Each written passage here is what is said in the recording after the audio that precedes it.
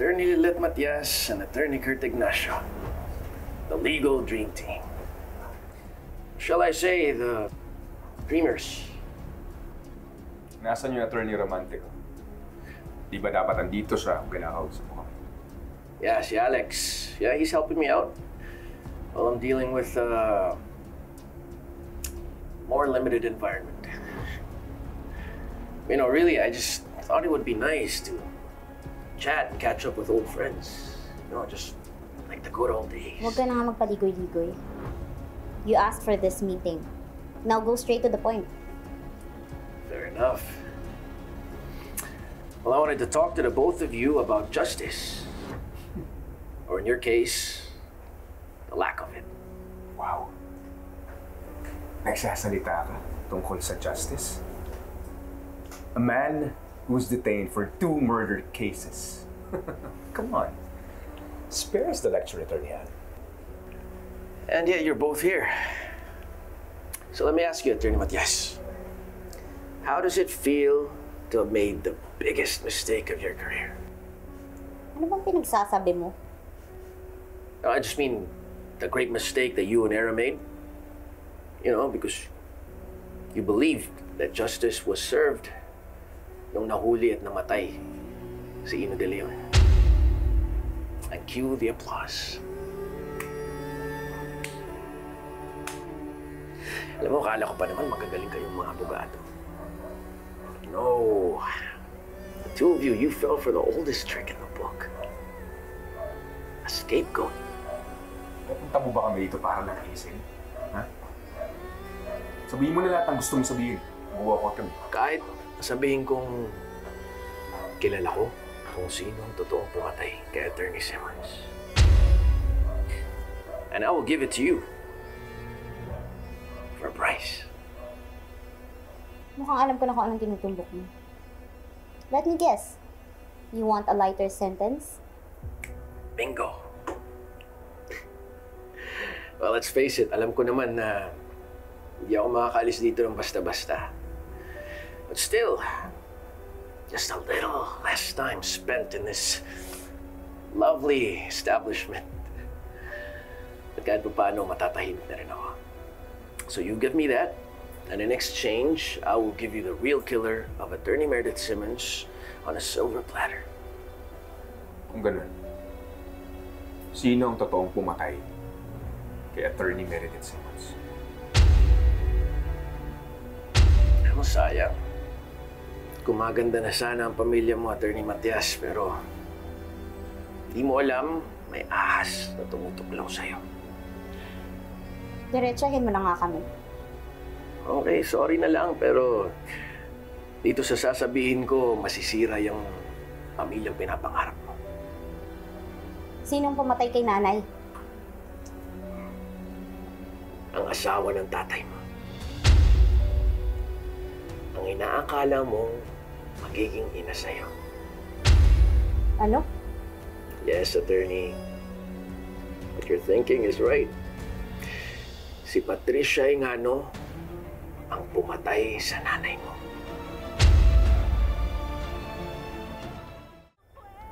Si Tita Patricia? The same Patricia who's been smiling at you. The same Patricia who's been offering you sympathies. Man, she had you all fooled.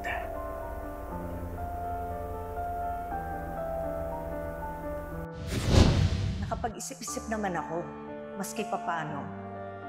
Pinagsisisihan ko kung ano man yung mga nagawa ko sa kanya. Lilet, okay ka lang ba? And now you expect us to take your word for it? Oh, I've got more than words. Alam niyo yung ever-loyal henchwoman ni Patricia, si Vivian? Sigurado ako marami siyang alam. Kasama siya, pati sina Paco at Mellard na nagplano ng lahat ng krimen. In fact, si Paco mismo yung sumira sa mga CCTV sa bahay ni Attorney Simmons. At ibang henchman yung nakatokang pumatay sa kanya nung gabing yun, kaso inatake siya. And since ayaw madali ni Patricia yung plano, siya mismo ang pumunta sa bahay ni Attorney Simmons pumatay sa nanay mo. At ngayon mo lang sinasabi to dahil Akala ko ba alam niyo yung gusto ko? Because leverage, my dear Lilith, is the currency of survival. And I'm giving you gold. hindi. Gusto mo lang ng makakaramay mo. Sinisiraan mo lang si Tita Patricia. Gusto mo lang akong pasakitan. Hindi ako nag-abogado para maniwala lang ulit sa kasinungalingan mo. Bago ka imbestigahan sa involvement mo sa murder case ni Attorney Meredith Simmons, lumabas din sa mga pulis na si Ino De Leon ang main suspect. All I'm saying is, kung papayag kayo sa mga kondisyon ko, kaya kong tumistigo sa korte na si Patricia ang pumatay kay Meredith Simmons at pati na rin kay Ino De Leon. Ano? Siya din ang pumatay kay Ino? Pinalabas lang ni Patricia na nagpakamatay si Ino para magmukha siyang guilty sa pagpatay kay Attorney Simmons. Pero ang totoo, mga tauhan din ni Patricia ang pumatay sa kanya. Well, nasa sa inyo yan kung maniniwala kayo sa akin o hindi. I mean, there are only two outcomes, right? If I'm lying, you get nothing. But if I'm telling the truth, and finally ma-expose na ang totoong pumatay sa nanay mo.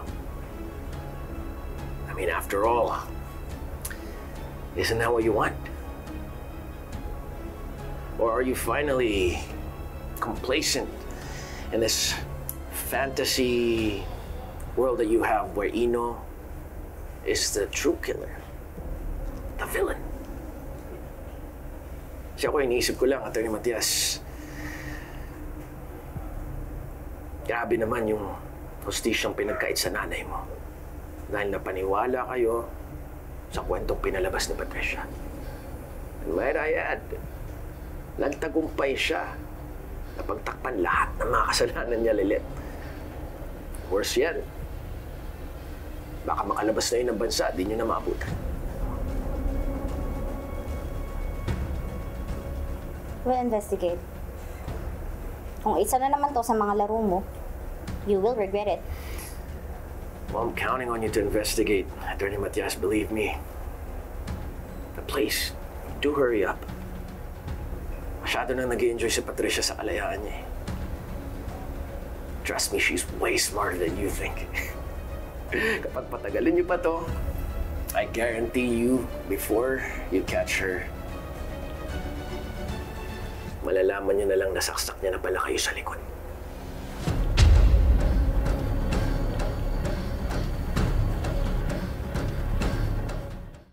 This is the final boarding announcement for flight JA521 to Athens, Greece.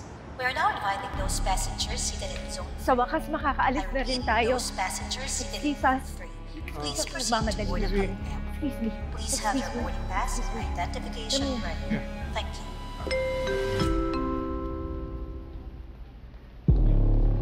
Mrs. Singano, hindi ho kayo pwedeng umalis. Lilith, ano ginagawa mo dito? Anong ibig sabihin nito? Tay, pasensya na ho. Hindi ko ho intensyon na guluhin yung bakasyon nyo ni Tita Patricia. Pero naglabas na ho ng statement si Renan. Statement? Anong statement? Na kayo daw po, Tita Patricia, ang pumatay kay nanay. Kay Attorney Meredith Simmons.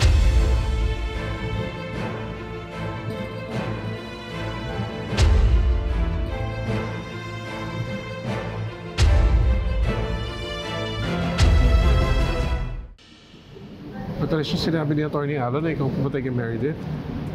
Of course not.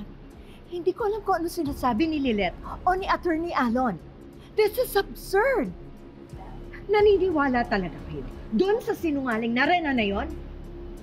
Aarestuhin niyo ako dito? Do you even have a warrant of arrest? I thought so. No case? Obviously, no warrant.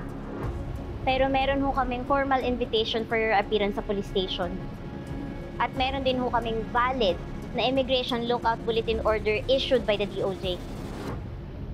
Tita Patricia, your name is now flagged in the Bureau of Immigration database.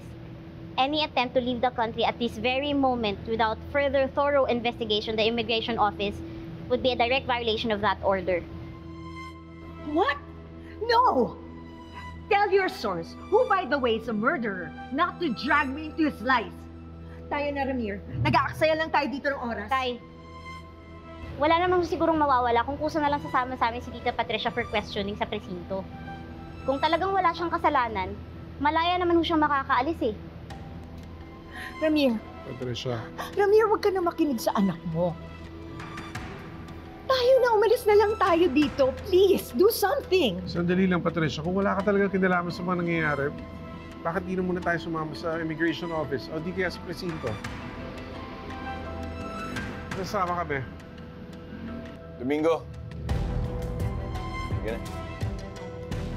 Huwag niyo nga akong hahawakan. Hindi niyo ako kailangan hilain. Sasama ako ng pusa.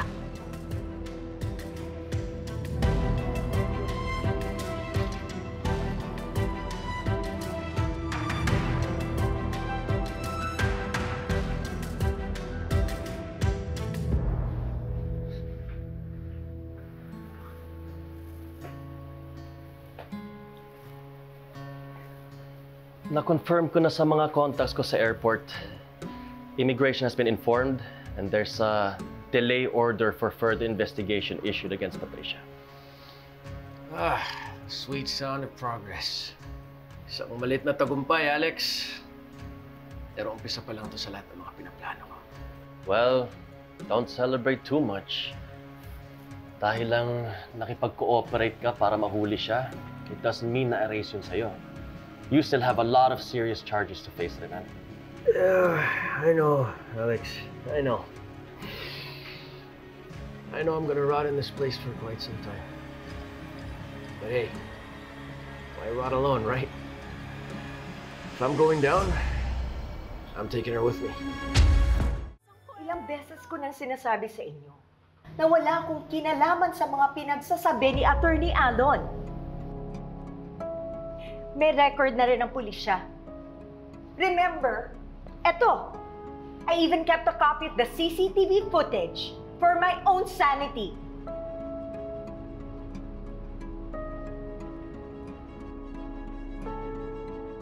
Nandyan ako sa cafe na yan nang mamatay si Meredith. So paano na ako yung pumatay sa kanya? Pero ang sabi ho ni Renan, hindi kayo yun. Ang babaeng nasa footage ay si Vivian Cuevas, based on his testimony. Ilang beses na bang nagsisinungaling si inyo si Attorney Renan? Hindi na mabilang. Niloko pa niya ang kapatid mo. That man will do anything and say anything to save himself. Pagkatapos, sa kanya kayo maniniwala? So this is not redemption. This is revenge. Let's call it poetic justice. Nilaglag ako ni Patricia, Alex. Cast me aside and thought she could go ahead and live her perfect little life. Well, not anymore. Total, tinalikuran niya na rin lang ako. Mas mabuti nang sa pagbagsak namin na siya ang mapuruan. I've thrown her to the lions, Alex. So let's see how long she lasts. Alam ko ho mahirap paniwalaan si Renan ngayon.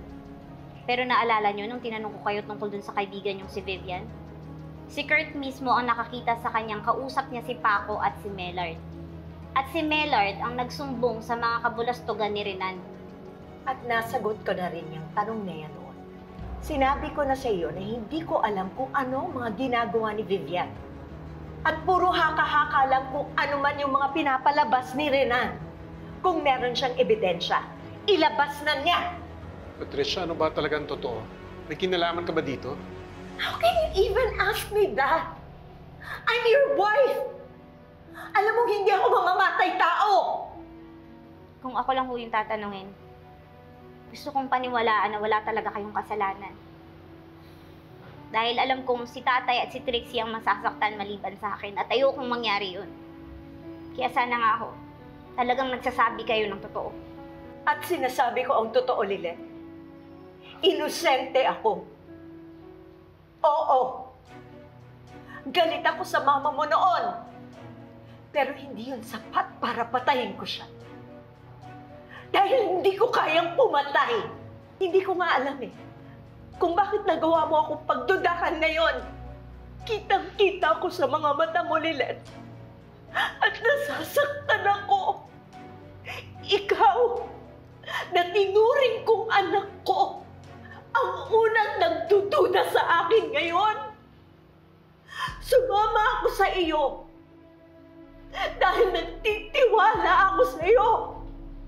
Kaya hindi ko alam kung bakit ako nagsasalita ng ganito na wala akong kasamang abogado. Bising bilang mga abogado, kailangan namin ma-explore lahat ng possibility. Attorney Allen's testimony raises questions na kayo lang ang makakasagot. Nasagot ko na ang mga tanong niyo. Ngayon, kung wala kayong mapapakita sa akin, mas matibay na ebidensya laban sa akin, you have no right to detain me here any longer. Hindi ho namin kayo dinidetain, Mrs. Singano. Sa ngayon po, malaya kayo makakaalis dito. Pero habang person of interest kayo, hindi ho kayo pwedeng mag-ibang bansa.